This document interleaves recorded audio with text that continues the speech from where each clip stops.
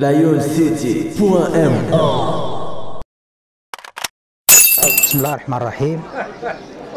باسم رئيس جمعية الأعمال الاجتماعية لموظفي وأعوان جماعة تن الشرفي، بهذه المناسبة ديال حضور ديال القافلة الطبية، كنشكر جميع الأطر الطبية والشبه الطبية من ممرضين وأطباء على مساهمتهم الفعالة في إنجاح هذه المبادرة الإنسانية الطيبة والنبيلة، ونتمنى لهم التوفيق، خصوصا وأننا نعرف هذه الجماعة جماعة القروي لتن الشرفي أن أغلب سكانها ينتمون إلى منطقة يعني فقيرة، وذلك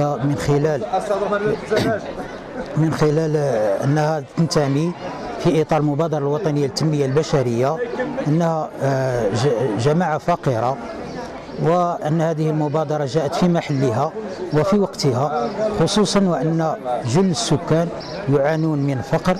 وهذه القافلة الطبية التي سوف ستكون لا محالة يعني واحد الوقع طيب وجليل على نفسية الساكنة، وخصوصا المرضى الذين سيستفيدون من هذه العملية في جميع المستويات.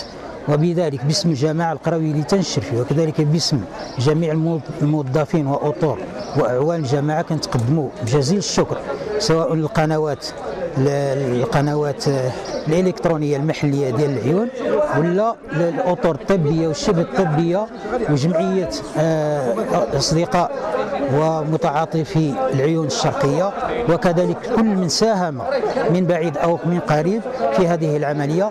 ولا ننسى كذلك دور السلطة المحلية والدرك الملكي وأعوان السلطة والمندوب الإقليمي للصحة على مساهمتهم الفعالة. وشكرا جزيلا على هذه العملية الإنسانية النبيلة.